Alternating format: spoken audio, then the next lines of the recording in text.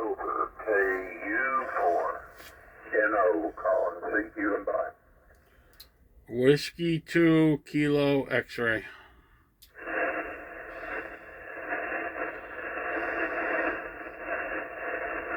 Alright, I got Whiskey 2 Kilo. I didn't get the rest of it. Give me the rest of it. Over. Yeah, it's Whiskey 2 Kilowatt X-ray. X-ray. Alright, Whiskey 2 Kilowatt X-ray.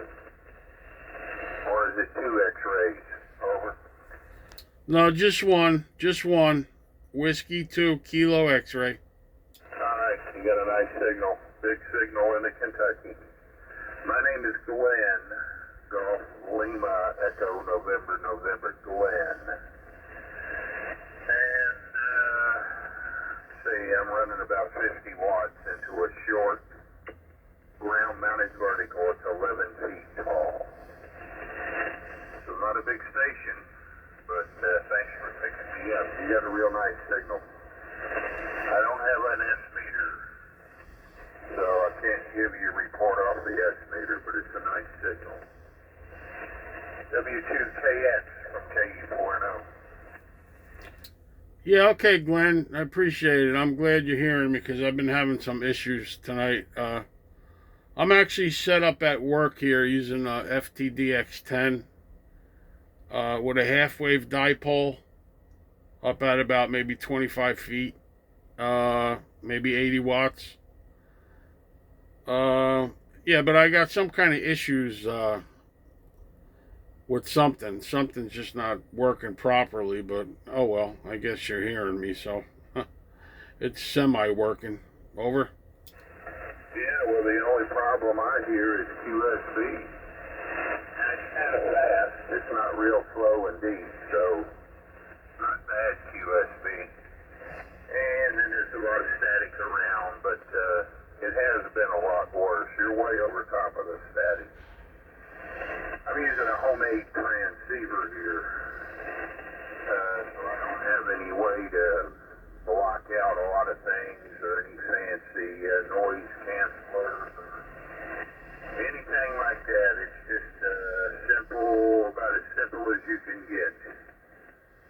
All band transceiver.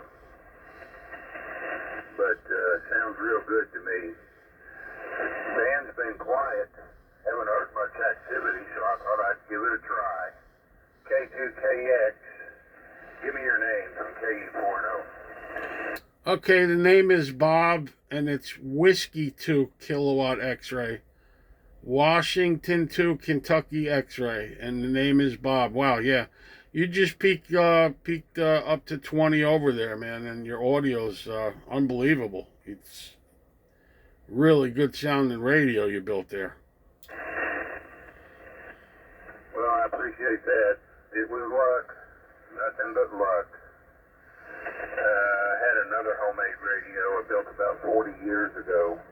It caught on fire. And so I kind of wanted to make another one real quick. Everything's on perf board. No circuit boards, you know, no etched circuit boards, anything like that. Everything's perf boards. And the microphone, someone gave me many years ago a whole box of them.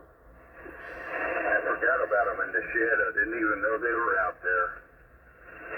And I got to digging around and found the whole box of them and untangled them and cleaned them up from all the lice that had made the box their home. And that's the microphone. It says it's GE, made in Japan. It has a model number.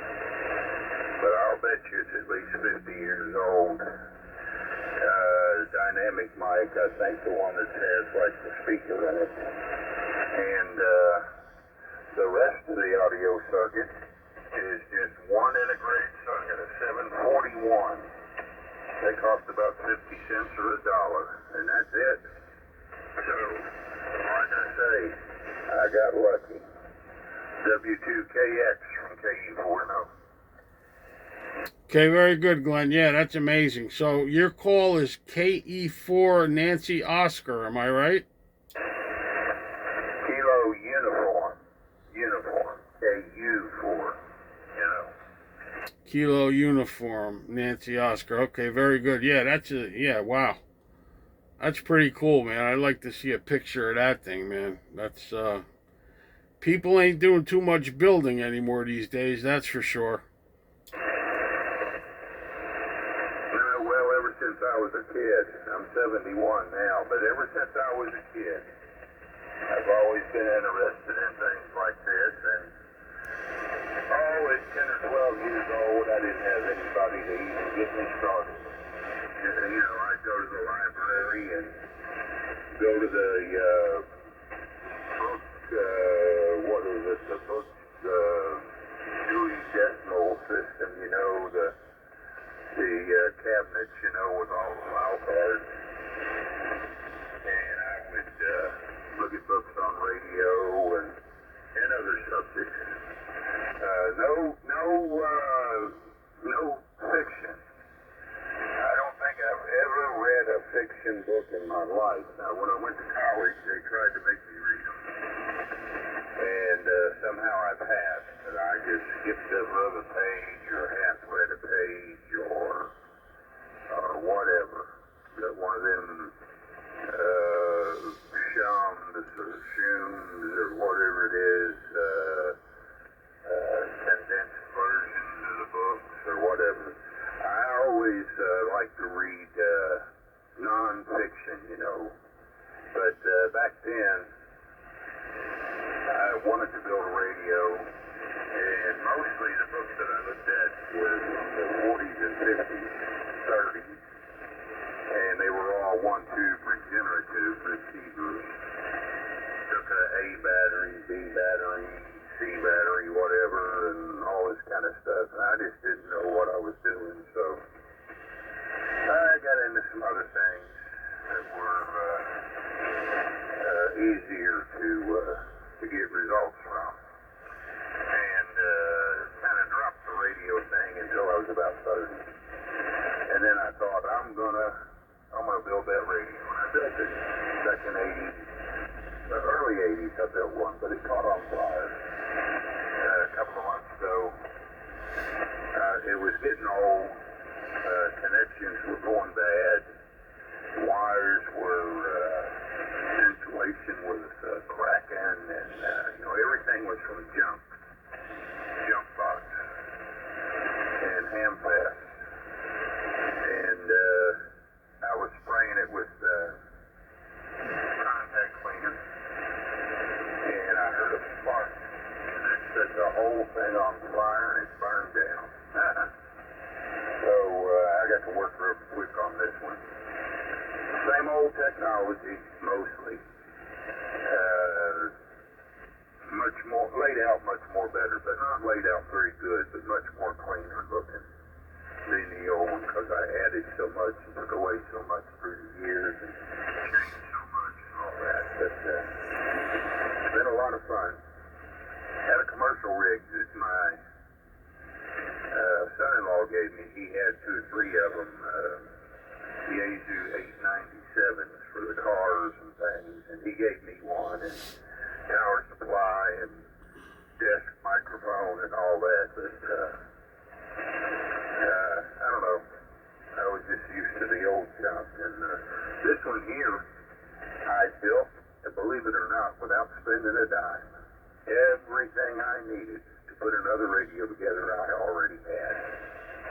Collected, things from Hamfest and things that I bought from Hamfest, junk radios, and so I'm glad you think it sounds good. I'm always fiddling with it a little bit too, around the edges. But anyway, back to you, W2KX and KU4NO. Yeah, okay, Glenn, very good. Yeah, that's pretty amazing stuff. Quite a few years ago, I used to get into building small little QRPCW transceivers, and back then I was buying all the books by boy, I can't remember his call sign, but his name is Doug DeMaw. You're probably familiar with him. Was it W1FB maybe? I'm not really sure. I can't remember. W4FB? I don't know. He had long passed away, but man, I used to just like highlight all, the schematics and try to figure things out. Yeah, I had similar things, nobody around to teach me, and you had to learn stuff on your own. But luckily, I got a couple Elmers that came along and, helped me out a little bit there. And then we started me and my friend started trying to get into like the microwave stuff, but that was too far beyond me, man. But where did you say you actually are there, Glenn? I'm sorry. It's in the middle of the night here, and I'm actually at work halfway through my shift here. I got another 3.5 hours to go. But I'm in a town called Bloomfield, which I probably told you already, which is right next to Newark International Airport in northern New Jersey. Over. Yes, solid copy, and solid copy. I'm in Elizabethtown, Kentucky. Elizabethtown. It's just west of Interstate 65. As a matter of fact, the interstate, I think, touches the eastern city limits.